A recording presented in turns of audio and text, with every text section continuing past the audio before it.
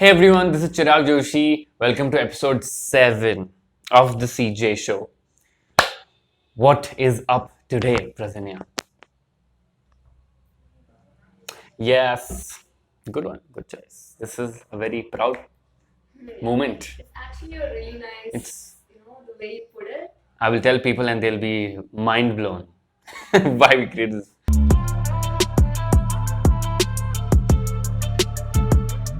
Okay, anyways, so as you can see in this post, there is the number 1 lakh written, and there is the Amazon's class, the very iconic Amazon smile, but it's in reverse.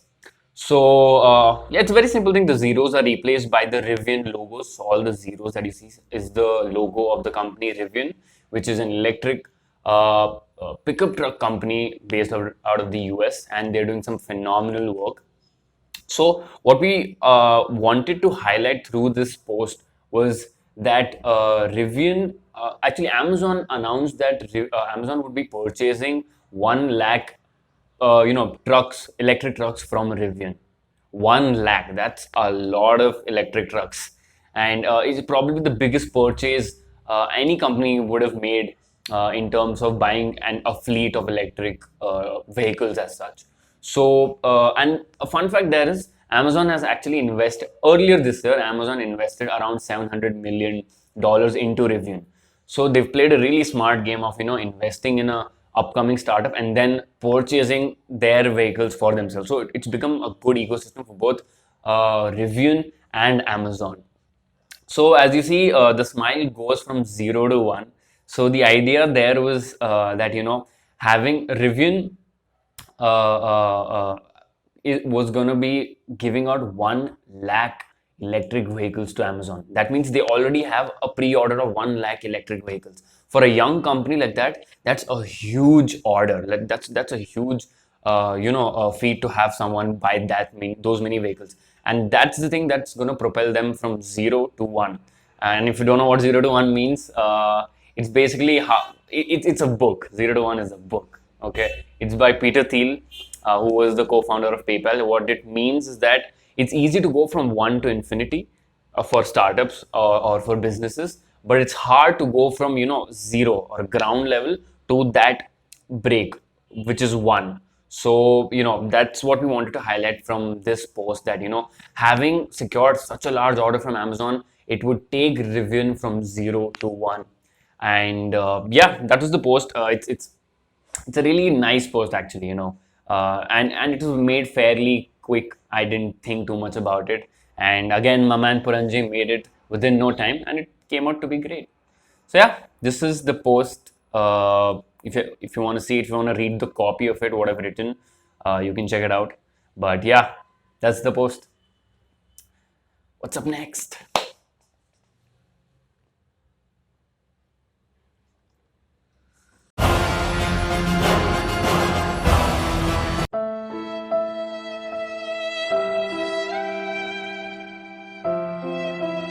Okay, so in this post, as you can see, I'll tell you what the post is all about, then I'll take you through the creative elements of it. So Dyson is a company that you may or may not have heard of. It's a company that usually manufactures vacuum cleaners and air purifiers mostly. These days, you see a lot of Dyson air purifiers in homes in India, unfortunately, because our air is just getting dirtier by the day. But this Dyson company is very big. Like it's huge in size, and it's been there for quite some time, and it's proven its place in the consumer electronic space, mostly in terms of vacuum cleaners and probably some home appliances as well. So it plays mostly in that realm, and also air purifiers, right? It has some great looking air purifiers. So this company is known for its design, finesse, and it's super amazing.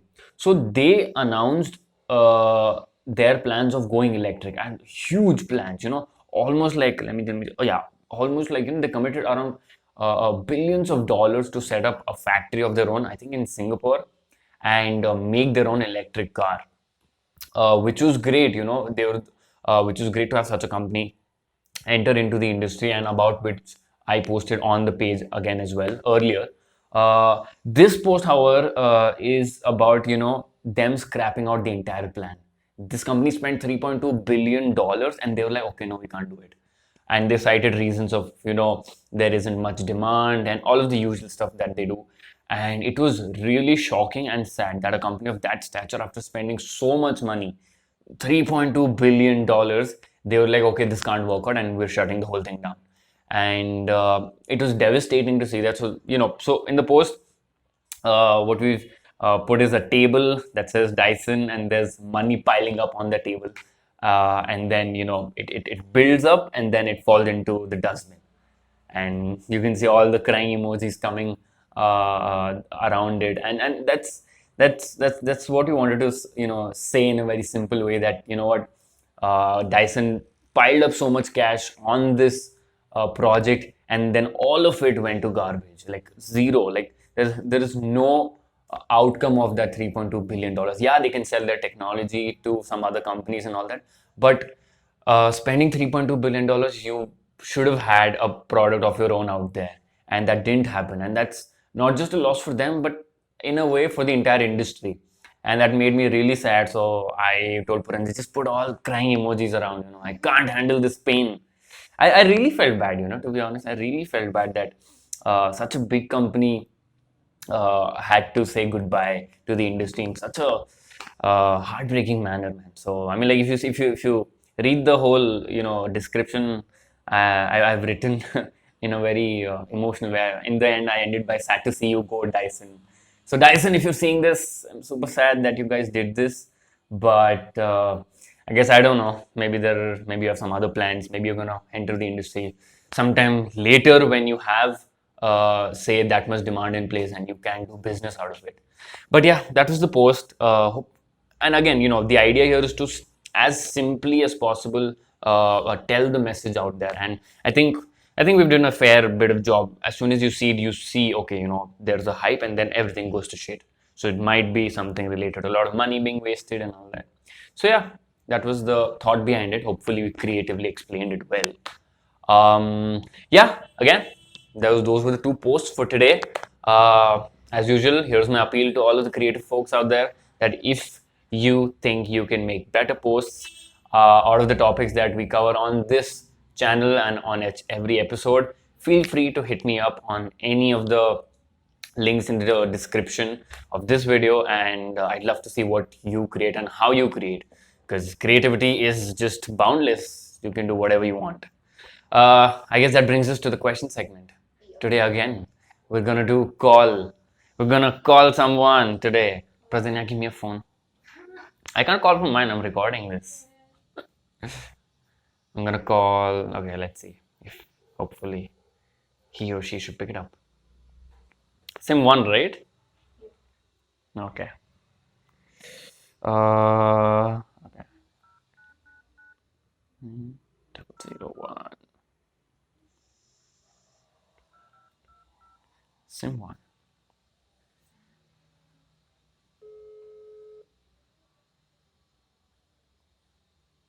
That's calling, right? Yeah. Hello? Hello. Yo, Javin. Yo. Yo, it's Chirag here, and you're live on the CJ Show, episode 7. Oh, what's up? What's up? Okay, so you know how the drill goes. You have to ask me a question, either relating to EVs or just anything in general. Uh-huh. Yeah, so go. Go. Yeah. Right now? Yeah, like right now you're live. It's recording. Oh, wow. All right, so my main question is regarding infrastructure, right? Whenever I see your posts, one thing I always think about is like how drastically we have to change the infrastructure to accommodate, mass market EVs or adoption of EVs, like Okay. more than petrol cars. Got it. Right, so given that today we're going in the direction that in scooters at least we're replacing batteries, do you think that's a very long-term solution or You mean sustainable? replacing in the sense modular batteries? Yeah, those modular batteries that you Okay. just put back in to charge and replace it with another Yeah, one yeah, and go yeah, ahead. yeah, yeah. Because Okay. that's the quickest way right now of charging an EV. Yeah, absolutely. So So if I understand your question, you're saying is modular batteries the long-term solution or is it an intermediate solution? Is that the question? Sure. Or what kind of infrastructure would be required? Okay, got it. That it wouldn't be a hassle to own an EV instead of a Okay, petrol car. cool. So I'll answer the question in the context of two-wheelers, okay? Because like that's the main focus area in the country and as well as that's what we see around us, okay? Sure. So the modular batteries thing, as I agree, it's an intermediate solution. And even when I came across it, it seemed like the best solution in the short term because you don't have to waste time waiting to charge these batteries and you don't have to waste time going to a certain charging station and putting your vehicle there and all of that, right? So it seems like the best solution for a crowded market like India because say if you live in Mumbai and you of course live in an apartment, there is no way that you'll get a charging point around in your basement or somewhere else. So the best solution that happens there is to take your battery out and then go ahead and charge it. So there are two ways of this. There is modular, which is you can just detach the battery out of your vehicle and go charge it wherever you want it. The other thing is swappable, that you can swap another charged battery for the one that you already have. So swappable is a more infrastructure heavy sort of way to go for charging two-wheelers right now, because even in that case you need extra battery for a one single unit of or one scooter out there. Like if there's one scooter, then you have to have a charge swappable station that has close to say at least 2 to 3 batteries per vehicle, because you never know where the scooter goes and when it runs out of charge. So you need to have a good stock of batteries already, and that's a lot of capital upfront, because as we know batteries are super costly as usual, right? So having more batteries for one single unit is a very high cost. On the other hand, the modular version, which is you can just simply detach the battery out of your scooter and then go and charge wherever you want, that is a more viable solution, and not just in the short term. I also think in a long term scenario, unless we have like super quick charging. And that, I think from the perspective of infrastructure, at least for two-wheelers, modular seems to be the way where we don't have to wait for the infrastructure to mature, because all we're looking at is just detaching the battery and then going wherever we want and charging it. This could be not just home, even in office or wherever, you can just park the vehicle anywhere and detach the battery and take it and go. So I think modular batteries, not swappable, modular batteries which you can detach, seem to be the right way to go forward for me. And I don't. This company called Ultraviolet, they've come out with modular batteries themselves. So at that time it sort of hit my mind, ki, this really could be the solid solution for charging electric vehicles and not depending on the infrastructure as such. So I think it's modular seems to be the long-term solution from my end as of now, as much as I can see. Because makes sense. yeah, Plus, Hmm. I was really thinking about that day, and I read a couple of news articles that said that all these petrol pumps are now tying up with yeah. They're tying up with all these charging station, or they're setting up their own charging station in the same premises. So that would be like really convenient given the infrastructure exists already. yeah. So you just Again, need to add on to it. I've done a video on this. I've highlighted pros and cons on it. So that is a viable option.